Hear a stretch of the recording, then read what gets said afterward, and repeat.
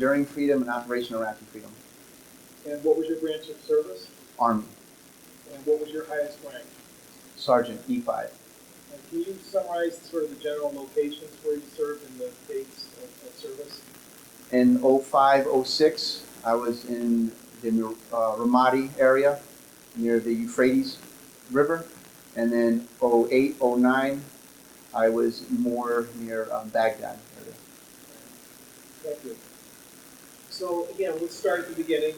If you could share with us sort of how you enlisted and joined the military, and roughly what time in your life, and also what years that took place. Before I do that, I always want to say I want to always start in the military, always do some type of service in the military. I believe it's every male's responsibility to serve the minimum time for their country. With that being said, I was an electrician prior to that, so I went in as a later time. I went in at the age of 32, basically after 9/11. And I think everybody has their own calling, and I definitely thought, what better time to serve your country than when I feel your country really needs you. Where were you born and where did you grow up? I was born here in Wyndham, and I grew up throughout the United States a little bit and in Europe. My father was a 20-year veteran, Army, and he was with the 5th Special Forces. He ended up doing a couple tours in Vietnam. So I was stationed in Germany, Fort Bragg, all around the United States, and then ended up back here in Connecticut. So when you enlisted, I mean, you had a pretty good sense of what military service involved. And my father said that he served enough for his entire family, and he did not want me to go into the service. And a very funny and true story was, I thought something actually was wrong with me because no recruiters called my house. So, and my father, he actually was in E8, and then went over to CW, got out as a CW3. So anyway, recruiters tried calling, and at that time, the policy in the military was no gay personnel. So my father said, you wouldn't like him, he's gay. And I didn't find that out until after I actually served, and I said, boy, I never realized no one ever called to recruit after me. And my father said, that's one of the main reasons why. So what year was it that you enlisted? I went in 04. And again, at that point, you already had an occupation that you Yes, pursued. I was an electrician, and I was doing that for about 7 or 8 years. And you mentioned earlier you served in the Army. Any particular reason why you chose that branch? I think it's the biggest, the best, the most equipped, and there's the most opportunities to do just about anything if you wanted to. And so can you talk about when you first joined and where you went to basic training and the first assignments? When I first went, I had options. When I went to the recruiter, I said, this is something I want to do. And I had different options to go all over the place. I was just newly married at the time, and I knew my wife was not going to like this. So if I can back up just a little bit, I went to my wife on a Friday, and I said, I got a new job. And she said, really? And I said, yep, I'm leaving on Monday to start my new career path. And she had told me prior to getting married that if I ever joined the service that we were going to be divorced. So, with that being said, I just felt a stronger need to serve my country, and I basically already was expecting to be divorced. And then she kind of yelled at me and said that there's no way that she went through everything she did to leave me now. So, with that in mind, I picked bomb holder Germany and Europe, a little bit overseas for her since she is Portuguese. And I thought it'd be a better experience for the both of us. When she was on the flight out here, she was with a young lady, and she's like, oh, I'm going to visit my husband who's in the service. And somehow people must have got confused and said, the lady must have thought my wife was saying my job, but my wife thought the lady said, where is he stationed? So my wife said, bomb holder. And then the lady said, boy, that must be a really tough job. So I mean, some of the things you can't make up, and then my wife corrected her and said, no, Baumholder, Germany, he's in the infantry. So that's where I was, in Baumholder, Germany, 1st Armored, 6th Infantry Regiment out of Baumholder, Germany. So that was after basic training? Basic training when all infantrymen go to Fort Benning, Georgia. And actually, I still remember my roster number, 410. And I don't think I'll ever forget my roster number. And it was quite a unique experience being a 32-year-old man that's pretty well established and set in their own ways. And now you're going with 18-year-old kids that have a different point of view on things. So it was very humbling. Yeah. So, and how about physically? I mean, did you find you were able to handle it all at age 32? Yes, Yeah. and that was one of the main things that I would always pride myself on. That I always kept in pretty good shape, and I even on runs, push-ups, I really wouldn't let anybody try to beat me in that. For whatever reason, I just couldn't lose. And how many weeks was it? Basic training? Oh boy, 7 weeks. And then immediately before. And then right from there, go over to Baumholder, Germany, or actually I went into, I believe it's Berlin, Germany, and then they got moved over to Baumholder. And what assignment did you have there? I was in the infantry. I was assigned to Bravo Company. At that time, I was in 1st Platoon, and I remember getting there, and Germany, in that area of Germany, it was just like a rainy, drizzly, sleety, kind of a crappy-looking day, and I'm like, oh boy, this is going to be fun. And I remember on my arrival, I'm finding out that they just returned from an 18-month deployment.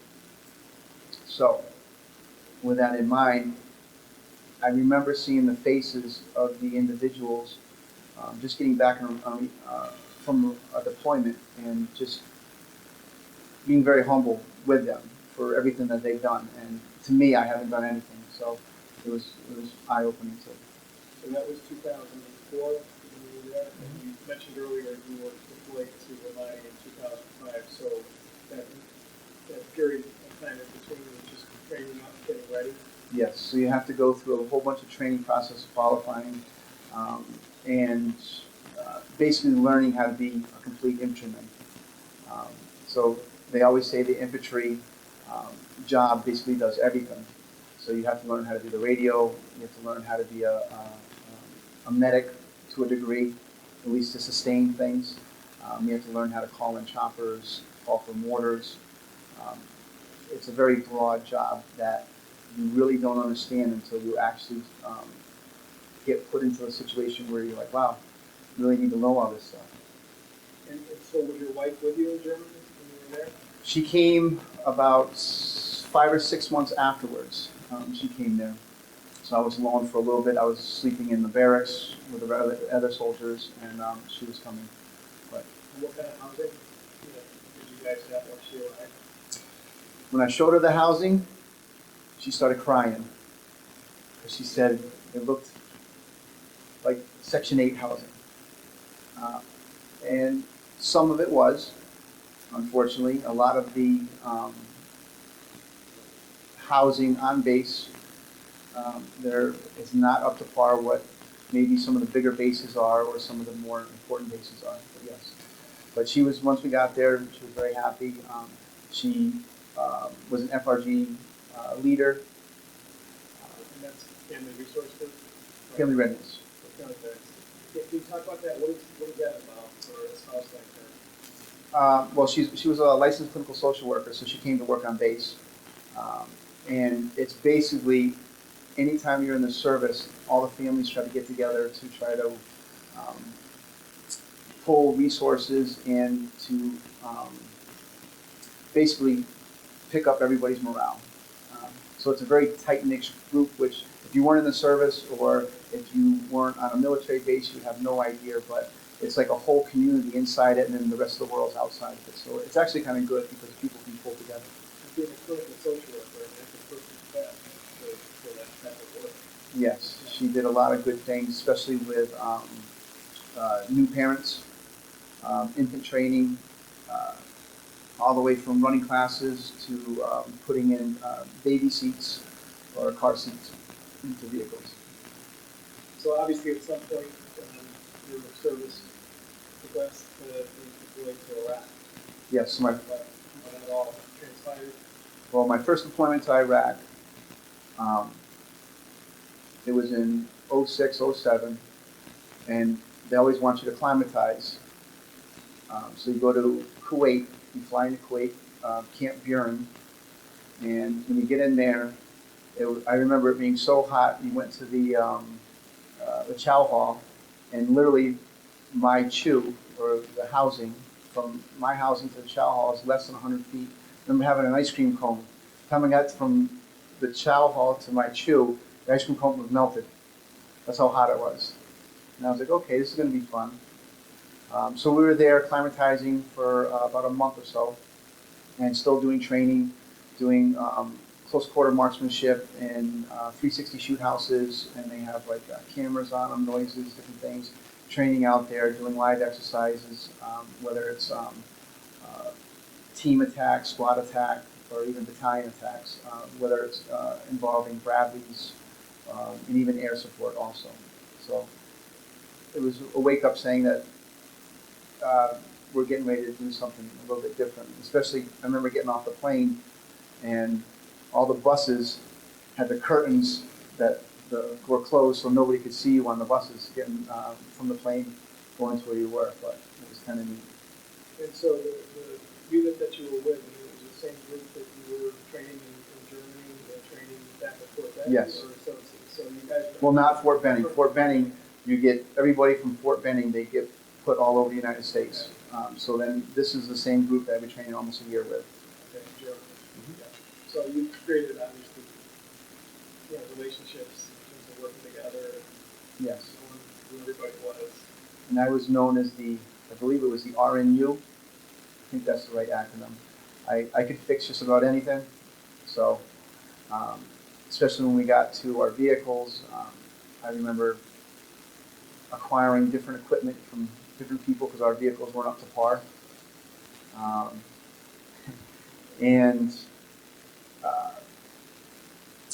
so I was in a little bit of a demand to try to fix different things. So at some point you moved out from Kuwait into Iraq itself. Lieutenant Colonel Walrath, he was our battalion commander. His nickname was Lieutenant Colonel Warpath. But we went there and we went to Camp Blue Diamond originally. And I believe it was one of Saddam Hussein's son's palaces. So the first night we flew in, we fly in at nighttime. This is Ramadi at this point? Yes. And again, just for the benefit of people watching it, Ramadi is sort of western. Right? So went in there, we're right near the Euphrates River at Camp Blue Diamond. And flying at night, and I remember everybody's trying to put all their clothes away because you've been up for many hours trying to transport and different things, trying to find your little area of operation that you kind of set up a little bit of time for. And I remember I put all my clothes out and I just had my waterproof bag, and suddenly I start seeing my waterproof bag walk away. I'm like, what's this? And it was a big dwarf rat that came up through the piping. I guess I was staying in the bathroom of this place. So we got rid of the rat, and then next thing you know, I made sure the rat would not come up through that hole. But it was I think that was a real awakener. It's at nighttime, it's blackout, you have no lights on, you have really limited communication, especially on that tour. There's be a line, if there is a line for if the computer's up, or any type of phone, you wouldn't always have it. And that was one of the main camps that we stayed at. So what time of year, what month was that? Was it in the summer, the winter, whatever? I would have to say it was probably in the tail end of the winter, I believe. So the temperature, what was the temperature like? Warm. Yeah. I don't think they have a really cold, it might be a little bit rainy time or a sandy time, but I don't think it's really cold. It does get cold once you start there. If you're used to a temperature that's extremely warm and then it drops down 20 degrees below that, it does get kind of warm. So we're talking 100 degrees. at least. Yeah. On my second tour, I was able to, and I'll go back to that in a minute, but we had a watch, the Sunto watch they gave us, and they tell the ambient temperature. And at 7:30 in the morning, I remember doing a patrol with my guys, and it was already 110 degrees at 7:30 in the morning. And we're carrying about 65 to 85 pounds of gear on a 10-mile hike. So, again, backing up to the time in Ramadi, were you pretty much inside a base most of the time, or did you have to go outside the wire, as they say? Yes. Control? Yes. Yeah. We would go out, and it would be the first place we went over, and I guess the higher chain of command was trying to find out where the most activity was. So they took our company, put us in the middle of the most activity, took a house, and just basically commandeered the house. And then we started fortifying it with HESCOs, and HESCOs are like these wire mesh slash, and you put a bunch of dirt in them to keep either mortars or bullets from coming in. So a lot of sandbags and stuff. So we took over the house out in sector, and then we rotate platoon to go back to go refit so you can shower, and it would be like maybe on a monthly or so rotation if you're lucky. So was the house in sort of a populated area, or was it sort of a remote spot? It's not like Baghdad where you see a lot of people on the streets. It was more kind of in the country, but a lot of different buildings, but they're nothing that I ever saw before I got there. So I would say, in my opinion, it was kind of a country. Like I said, it was right next to the Euphrates River. So 06, 07, or sorry, 05 and 06, was the time period for that first Yep. deployment. I mean, actually, that was pretty heavy. Well, the Time magazine at the time said that the most dangerous spot in the world was Ramadi. And I remember when we fortified this up with my background of being an electrician, um, it actually came a little bit useful because um, the military doesn't always, um, it's harder to get some of the gear or equipment that you need. So a lot of times that stuff stays on a fob where they are fully functional to do whatever they want and have backup. So we were able to get a hold of a good-sized generator, bring it back, and then I rewired the house, and then periodically we would do what we call secret squirrel missions, going back on the fob, and we would commandeer a bunch of air conditioners. And then we'd slowly, because we have over a year deployment, slowly get this building where it's cool. And I wired the building pretty much where it had AC and electricity throughout the whole building. You were like a superstar to have that skill. Well, it kept me out of details that I did not want to do. And one funny thing is that I'm a very pig-headed and stubborn person. And I'll do whatever I can to try to help somebody. Give a shirt up my back if I don't know you. And my platoon sergeant one time got me a little upset. And I remember going to the panel when I took the neutral off, his room. The neutral is like a return for electricity. So all the troops, all the guys had all their air conditionings except for the higher echelon, and that was the CO, the first sergeant, and all of the platoon leaders. They had no AC. So I remember the first sergeant came to me and he's like, listen, we're dying in this room. Can you please just put the AC on for me or fix it? I know he did whatever he did, but I'm sorry for him. So then once he came to me, I went over there and it took me about 2 seconds, put the neutral back on, and they had electricity in that room. So in terms of, obviously the mission there, as far as, threats in the area, was it IEDs, was it actual firefights? We would get woken up in the morning, right before morning prayer, with a barrage of mortars.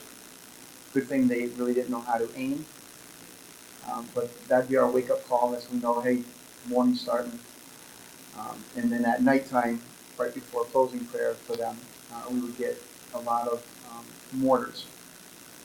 Predominantly, there was a lot of IED attacks. Um, I know when we were, um, I was getting ready to just go out inside the stronghold, and I remember a guy telling me, he's like, "Hey, can you help me with this?" And I was the kind of fix-it guy, and good thing I was helpful and wanting to fix, because I was ready to go around the Hesco's to go to the bathroom. So he's trying to ask me something. I gave him some advice, helped him to fix it, and then it held me up about not even 10 seconds. And as I'm walking to go over to where my Hesco's are to go to take a leak, um, a mortar goes off and hits right where that was. And if that would have hit, it would have taken off my whole legs, my whole midsection, everything. So I was like, boy, it pays to help people. Um, and then there's other times when they actually hit inside the stronghold. And I remember I was working on the generator at the time, and a mortar went off right next to me. Um, and I was protected from the generator. And uh, that's when I remembered the West, not the Western, but the military movies where um, people get really disoriented, they can't hear, um, and everything is in slow mode. And I was trying to figure out what just happened. Um, so that was actually another pretty close call. Um, and it actually woke me up a little bit more on how real everything is. And would you say that the level of violence that you guys were up against was escalating during the time that you were there, or was it just pretty steady, or was it de-escalating? When you left, I mean, did you feel like it was still pretty high volume or level? I think it was pretty high at the time. I don't think it really got de-escalated. Um, they only tried, like when we were there, it was only really, as far as on the stronghold that we had, Warrior Stronghold, one major attack that lasted about 3 hours, that we were under fire from all around the building. Um, and I think, I remember I was on my bed, and I rigged up a little fan, screwed it to the wall so it went right over my head, and I was on the top bunk, and it would just oscillate above my head, and then a mortar hit really close, and the fan kind of fell down on my face, and I'm like, oh, it's morning mortar, basically. And had my PT shorts on, and suddenly you hear a couple pop shots, which that's not unheard of. And then there were a little bit more, and then you could hear return fire, and then a little bit more, and then you heard RPGs, uh, and then a lot of people are running around. So I remember trying to get my flak vest on, putting that on, didn't even have my helmet on, just grabbed my weapon, my my rack system, and you're just going on the rooftop trying to see who's, you can't even really see everybody that's at where they're firing from. But that was about a 3 hour long firefight, probably the longest firefight I've been in. But we had 2 casualties on that. Um, but we managed to make it through it. We went through a lot of ammo, that's for sure. So what kind of weapons did you have? I had an M4, but we were stocked with AT4s. We had the Madus, which it's the fully automatic 203. That was set up too. We had the 50 cal. We had Bradleys, different things like that. But we couldn't get out of the stronghold because we were still under fire with the Bradleys. Did you get any air support? We did, and we called air support on a building about 200 yards from the house where we were taking a lot of fire, and the air support was great. We put Hellfire on it. It pretty much lit it up pretty good. That was probably the first time I saw Hellfire. But that was my longest experience in a firefight, because I was like, huh. And I think, actually my first experience in a firefight, when I first got there and we were taking over Stronghold, we were on a foot patrol, and I remember hearing a cracking sound go past my head, and I'm like, I think I just been shot at. Didn't even realize it because, I mean, you do training with miles gear and different things, and then one of the good things I can say about the military, at least what I was at, is they did train you to react to contact over and over again.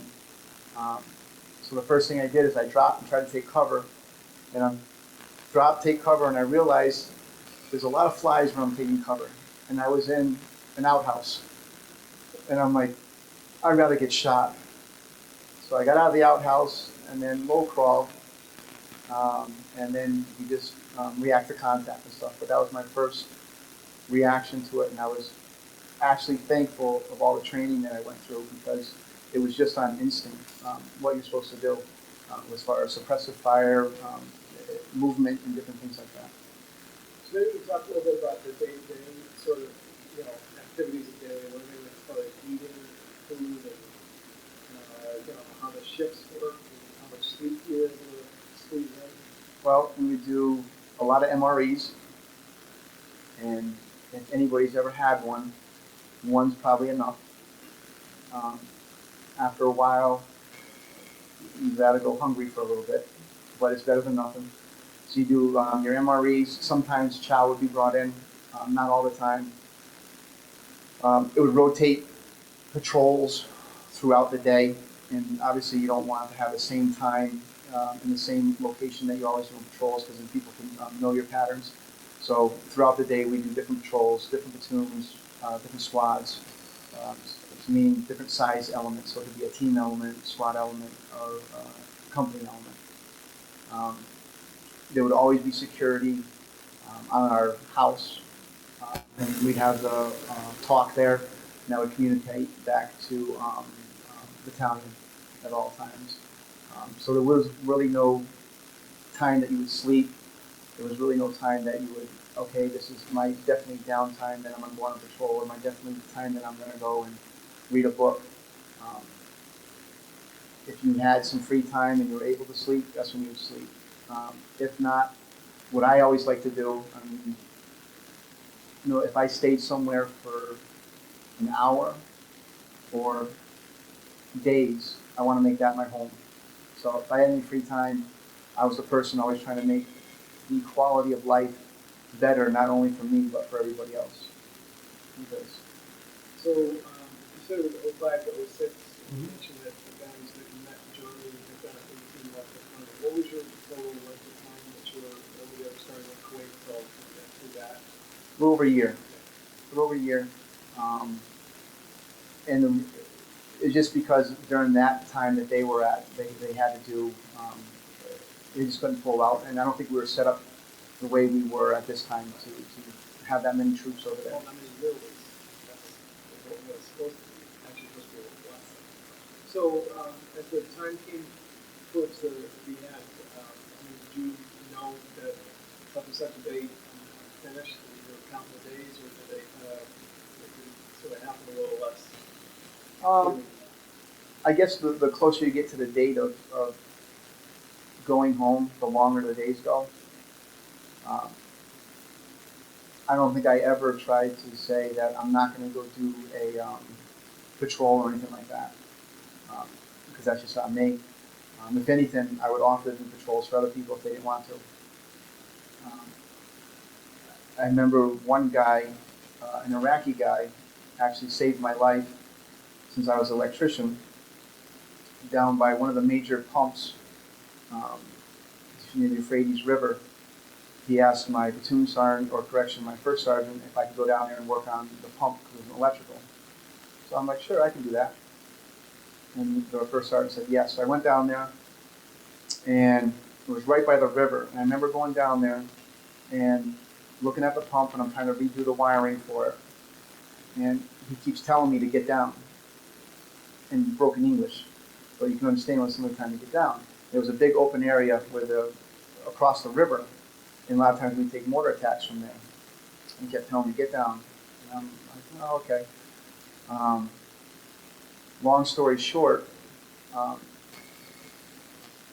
there was someone on the other side of the river that was doing mortar attacks right then, and they had a sniper on the other side, and he didn't want me to get shot.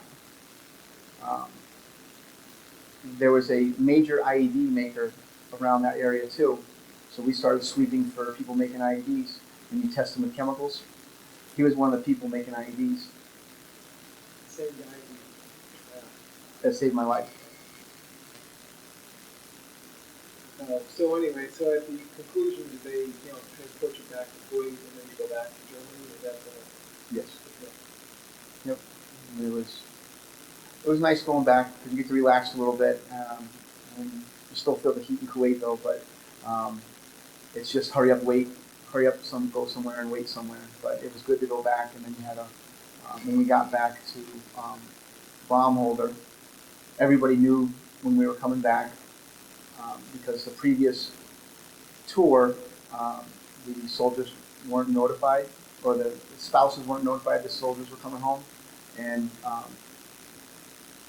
they surprised a lot of the spouses, and they didn't want that to happen again because a lot of bad things happen when they surprise them. So um, everybody knew we were coming back. There was a welcoming for us in the gymnasium. We all came back, and it was pretty nice. It was nice to be back. Did they give you some downtime, to just kind of decompress? Well, you get up to still formation at ODAR 30, and you'd have to do your formation for accountability, probably do PT, and then after that you're allowed to relax. And then you have to go through your crazy tests throughout the day if you just came back from deployment. Rear D would take care of all the duties, but your crazy test would be, were you around any explosions? How do you feel about that? And I understand what they were for, but they were just trying to make sure that you were still okay and there was no hidden problems. And then after that, you were able to go on your R&R. So where'd you go? Home. Yeah. Home. I went home to Hampton, basically down the road from here. And there was always, I could remember at every deployment I had, in the fall time is my best time of year. And anytime that I felt it was getting very bad, this is my favorite tree, and it's got the favorite colors of it. And I would just imagine that tree, and then I'd be fine. Great. So, obviously the contrast between the body and the acts at Hampton, Connecticut, that would be pretty profound. How, do you just feel like you're just glad to be there and relax, or is it still have some? Well, um, I was glad to be there, but I think there was, when I got back, I think it was around 4th of July, and I remember there was a group of people all laughing, joking, nothing wrong with it, and at that time it was very hard for me because when you're in the military doing something that soldiers do on an everyday basis, you always want to have control of the situation. And if you can't have control, you take control of it. And that wasn't a situation that I could take control or have control of, meaning that there was tons of people near you. You couldn't keep a distance from them, whether they bumped you on accident, loud noises, and that was it was very uneasy for me. Well, I mean, that's a normal reaction, right? So you obviously have a second deployment, which you mentioned earlier. Mm-hmm. Did you follow pretty much the same path, going back to Germany, trained up, and then sent back over? Well, yes, but a little bit different. I only signed up for 3 years, so our country has a thing called stop loss. So if I would have got out, if I would have signed up 2 days earlier, I would have been out in my 3 years, done my one tour. Because I didn't have that foresight, I went and did another tour. I mean, I could have easily done a crazy card, they would call it, since I did deployment, and said I just can't handle it no more. I could have done school drop, but I've already been training these new soldiers, and now I was an NCO, and I felt it was my duty to make sure that they got back all right. so I did another tour. So again, just to back up on the stop loss, because I kind of remember that issue, pretty hotly today in Washington. So you were at a place when you were, it was time to discharge where they still could ask you or mandate that you do more time. Mhm. So it's, Yes, yes. I basically they get a battalion or brigade needs to know how many troops they have on the next deployment, and they say as of this date right here, nobody's leaving unless you do those other things that I said, because they know there's going to be people that are going to do that. But they need to know have a firm number of how many troops are going, in which makes sense. And I just thought it was my duty just to make sure I stayed with them. so and re-enlisted as a result, or you just sort of were there under the stop loss? It's under the stop loss. So what year was that? That was, well, it was in '06 sometime that I actually got stop loss because I would have been out in that time. So I went and did basically 11 years of correction. I went and did a 2 years, 11 months extra. So 1 year, 11 months, sorry. That's better. Sorry, yeah, that's a long time. And so your second deployment went you through Kuwait and then Baghdad. And then we went to, one of the rougher places we went to was Jizr Diyala. And it was a pretty tore up place. And at this time, we had a lot heavier equipment. So we had MRAPs, the Humvees, the heavier Humvees. But the only problem is this was a highly populated area, and we're trying to go through these little roads. So we're going through tearing all their electrical wires down, and we have no room to maneuver, but that's how they want us to maneuver. So it was it was a different tour. I was What year was it? The second tour? 08, 09. So the surge was still sort of in full swing in 08. Diallo wasn't pretty hot. Right. Yes, there was a. I ended up staying at. It was called Cobb Cache South. It was actually an old nuclear waste site. So I actually have pictures of yellow cake, and I'm hoping nothing ever happens because of that. But I stayed there the majority of my time.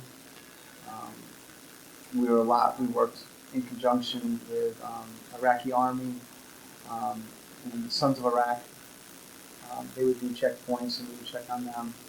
Um, there was a lot of IEDs. I think there was more um, IEDs this time and more just sniper fire than my last tour. The last tour was more mortars and just more barrages of small arm fire. So what rank were you? I was a sergeant, E5, but I was acting as a squad leader, E6. That's a lot of responsibility. How many guys were? At one time I had 20. So when you would move out in an MRAP, the big up-armored vehicles, where were you? Were you in the front, in the back of the? I was either the TC, tactical commander, or one of the dismount leaders off the MRAP. Did you guys ever hit an IED or part of your convoy ever hit an IED? Yes, we did. And that's another good thing is that we train for that. When a vehicle hits an IED, how one vehicle moves out, you do 360 security, they call it. Before you get out, you do your 5 and 15s, meaning that you look, basically right in front of you, 5 feet in front of you, look out 15 to make sure there's no secondary devices. So I think I was more prepared on my second tour, especially with entering clearing rooms. I think I had more control and more say-so on how that could be done and have my input to it. We did a lot of entering clearing rooms and finding hard targets. So what was the total length of time of the second deployment? Over a year. And were those 20 guys underneath you, or version of them, they're pretty much the same bunch most of the time? Yes. So, Yeah. And I had them, and the majority of them I had since they got out of basic training. Pretty young guys to yourself at that point. I was an old man. So, did you have to use your electrician skills much while you're in the second time, or was it more, after patrolling kind of work that you were doing? Well, on both of them I did a lot of patrolling, but on my free time I tried to do electrical, and yes, I did. Uh, at Cobcast South, there was a building that we took over there, and everybody else had chews. So they had, that some people, the higher echelon, had little refrigerators, air conditionings, but the infantry, we slept on the ground. So I remember my battalion commander come in, and he says, "Hey, Sergeant Emond, how are things? How's the guys?" And I said, "Actually, sir, probably not as good as you." He said, "What do you mean?" I said, "Well, we really don't have water, and if we did have water, we don't have cold water." I said, "How's your water, sir? And are you staying refreshed?" So what he did, very nice guy, Lieutenant Colonel Morales, what he did is he went to his chew, gave out his fridge, and had it brought over to us so we could have it, which I'm a firm believer you lead by example, and that was awesome. And again, you mentioned earlier that the temperature in your watch was well over 100 degrees. Yes, we did an air assault mission. Supposedly there was, what they told us, hundreds and hundreds of insurgents, so we're getting ready to do an air assault mission, and the um, chaplain was reading us all our last rites. We get on the chopper, and someone higher up had a great idea to take body bags and fill them with water because we didn't know when we were going to get supplied. And I don't know if anybody's ever picked up a body bag filled with bottled water. It's extremely heavy. So at 2 in the morning, we go do we land the chopper, and then we're trying to get these body bags of water off in the middle of a farmer's field where it's dry clumps of dirt at nighttime, trying to use your knobs. And then we're just told that there's hundreds of insurgents as soon as we land. So it was kind of like a very clumsy dismount. People are falling, but anyway, we end up saying, we're going to leave the water here and go secure all the area. We did. So we were up about 72 hours without sleep, securing this whole area. And then we go back to where the battalion commander took over a house, and his security detail supposedly looked over a house and said, we deem this a good house. So we go up on the roof, we were doing patrols for, like I said, 72 hours, took off all our gear, we're sleeping. Then we hear someone get on up on the roof and say, everybody's got to grab their gear, get off the house, this whole house is big to blow. So we're so tired, we can't even move, and we're like, just let it blow. I don't care. So what we did, and the funny part is there was a reporter with us too, that I think it might have been through Time, with a Time reporter. So we get off the roof of the house, and literally we go about 50 feet from the house to sleep on the ground. And we're like, that's far enough. I don't care. If we get hit, we get hit. But that was a kind of a funny time. I don't know if in Iraq they have, like, I would call them chiggers. So it's like these sand fleas that like eat you alive. And you'll see people with, looks like scabies all over their face. They're scratching all over their face, their arms, everything. And by being on the ground, it's horrible.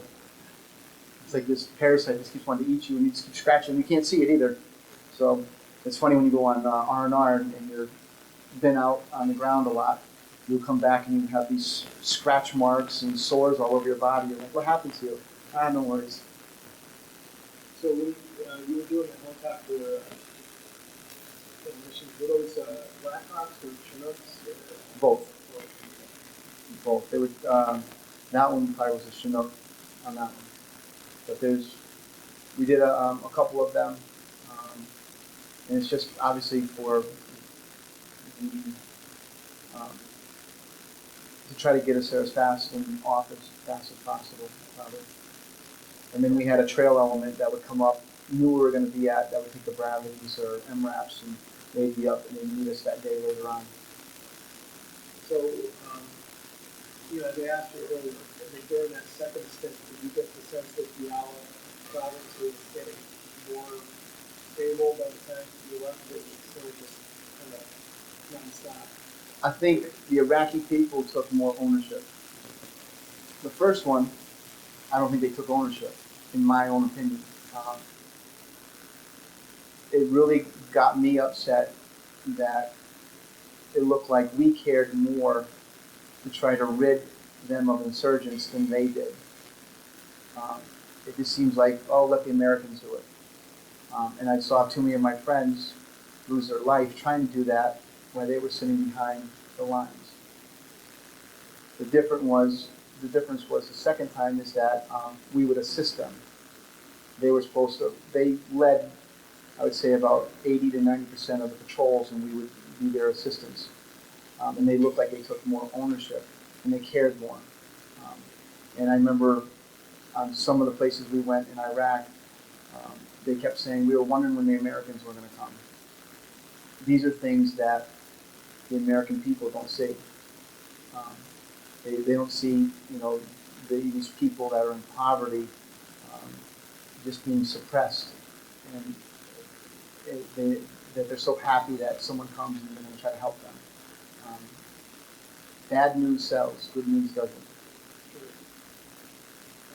So, as the time wound down, kind of wound down at the second deployment, same thing, and you had sort of an end date that you were sort of knew was coming up, and then headed back to Kuwait to fly back. Yes, right before, and on this one we were about 30 days out, and then they called us up to do one other mission, and that was with the Chinooks to go into another place. And we're like, 30 days out? Really?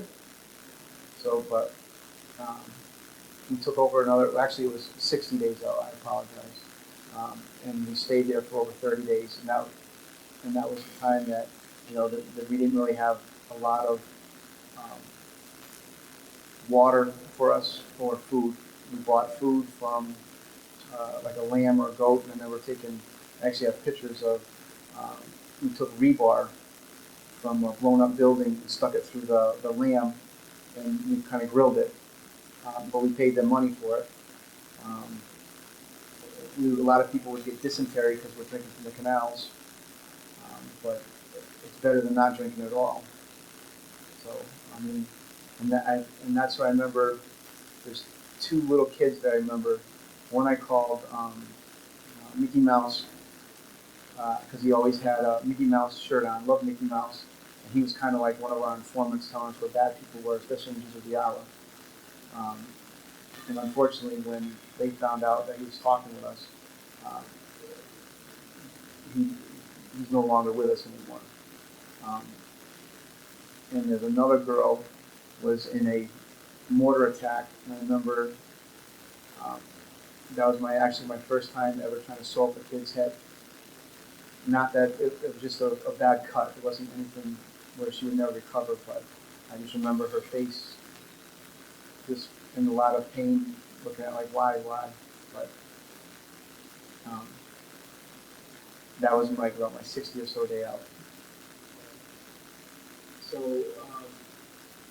one simple kind of question is, by the time you were done, given the fact that the food and water is not sort of normal, as well as you're a big guy, would your weight be a lot lower when you were departing Iraq than you have? I push right now about 220. Um, on both tours, when I got back, I was about 180, 185. right around 200, 195, 200 pounds. It takes a lot out of it. It does. You do a lot of walking, and that's what I don't think everybody understands, that sailors, soldiers, Marines go through on an everyday basis. Um, and these are things that they do without recognition, and they do it because they want to. It's a volunteer army. Um, they don't have to, and they just do that all the time. And people that enjoy all the freedoms, rights, and privileges, and they don't really understand why they're like that. And actually, that was my next question. Is, you and I got to know each other through your work with veterans activities. Obviously, when you came back to the U.S., you've been pretty deeply involved in working with veterans in Connecticut. So we can just sort of talk about that a little bit. Well, I work for a hospice agency, and the reason I think that's important, when I was going through basic training, my father went on hospice.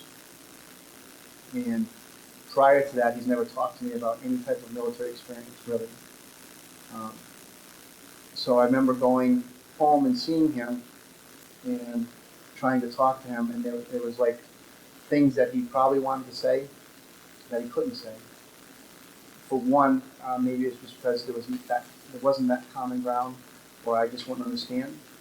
And that's one of the reasons I thought it was important for me, being a combat veteran, to see veterans, especially at the end of life, to help give them that life review for them and their families, and then potentially helping with the benefits also. So, you're part of the Veterans Advisory Council and Second Congressional District. You're also somebody who's pretty involved with military veteran ceremonies. Yes. We do a lot of different ceremonies throughout the state of Connecticut. One big one in Groton. Um, it's all to bring, I always believe that it's impossible to help someone that you don't know exists. So in a lot of these nursing homes, assisted livings, community centers, they don't know who all the veterans are. And it's up to us as a community, veteran or not, to try to be that voice. They were the voice for us before we even had one. Not that they don't have a voice, but a lot of them don't have that same voice. And we really need to be that voice for them, because we wouldn't be enjoying the stuff we do today. And I sort of rushed past the storyline in terms of when you discharged out of service, and is there anything that you want to share about that whole experience, and particularly transitioning back to civilian life at the outset there? When I first got back, I bought the house that I grew up in Hampton. And when I was deployed, people were stealing from my shop. It's about 300 feet from my house. It was all open. So I'm like, well, I'm going to fix that. So I started remodeling it, closing it up. And I had this little dog at the time. I still have him. I always bring him out like at 5 o'clock in the morning, and I would go and then go to the bathroom out in the field. And I always look out my shop, my window, to look at my shop. And one morning I look out and I see a car there. And I was like, son of a gun, they're back. So the first thing I do, I grab one of my rifles, I load it up, I sneak around to the car, and the guy didn't see me, and then I had it at the high ready, right at the window, at him, and very calmly, cool and collect, I was like, good morning. He had to hurry up, put down the window, and the rifle's pointed at him. I was like, good morning, how are you today? No anger in my voice, no nothing. Obviously, he was very nervous. He proceeded to tell me that he knows this people, that people that live there. This is where I grew up in this area, so I didn't recognize him. And then he said that he got into an argument with his wife and he was just trying to cool off. So then I told him, if you want to cool off, you can pull off over here. And he said, I wasn't stealing nothing. I said, okay. So I went and looked around my shop, nothing was stolen, and I told him to pull off more on my property if you want to cool off. He was in the middle of the road, and then when I walked by the car again, he said, I think I'm ready to go home now. What people don't understand in situations like that, I walked around with 210 rounds, several grenades, 203, shotgun, and I held conversation with people. So, and I've seen too many things happen from people that aren't prepared. And one thing I will 100% say is that I refuse to be a victim. And I will never come to a place unprepared that way. Um, People might think that's kind of crazy, but if you walk through my shoes, I think you can understand it, or walk through different other soldiers' shoes, you can understand it. And it wasn't meaning that, I mean, I felt bad to them. And if you weren't in the service, you look at that and you're like, oh, this guy's kind of cuckoo. But it's how I dealt, and that was really when I got back. That's how I just dealt with business every single day for a year, which some people don't understand. So that was kind of my transition on those lines. Well, obviously, the involvement in the community, you're doing everything you can to, make people understand what military service is about. Because, as you said at the outset, I mean, it's, the 1% of American society. There's not enough people out there really understanding. And back when the um, baby boomers were in, our country might not have agreed with it, but more people had an understanding of it. It was a draft war. Everybody had someone in their family that was directly affected by it. And it was because of them, on how bad they were treated good now.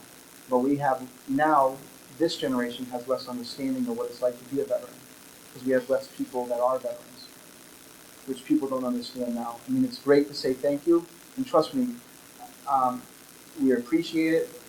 We don't expect it. We did it because we want to, but there has to be more people out there advocating on behalf of the veteran, and we're just not getting it.